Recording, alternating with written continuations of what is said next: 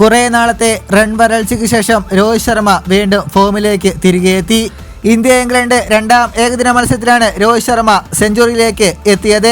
80 പന്തിൽ നിലവിൽ 110 റൺസുമായി Rohit Sharma ക്രീസിലുണ്ട്.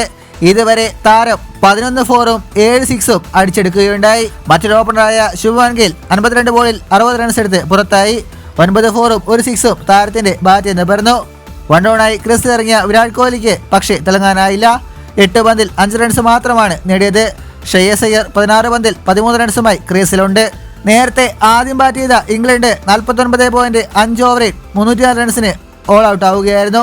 ഫിൽസാട്ട് 26, Ben Duckett 65, Joe Root 69, Harry Brook 31, Jos Buttler captain 34, Liam Livingstone 41, Jamie Overton 6, Atkinson 3, Adil Rashid 14, Mark Wood 0, Mahmood 0 എന്നിങ്ങനെയാണ് സ്കോറുകൾ.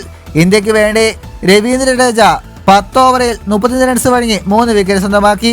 ഹർദിക് പാണ്ഡ്യ, ഹർഷിത് റാണ, മുഹമ്മദ് ഷമി, വരുൺ ചക്രവർത്തി എന്നിവർ ഓരോ വിക്കറ്റും സ്വന്തമാക്കുകയുണ്ടായി. ഇന്നത്തെ മത്സരത്തിൽ വിജയിച്ചിട്ടുണ്ടെങ്കിൽ പരമ്പരയിൽ 2-0 ടീം ഇന്ത്യ മുന്നിലെത്തും.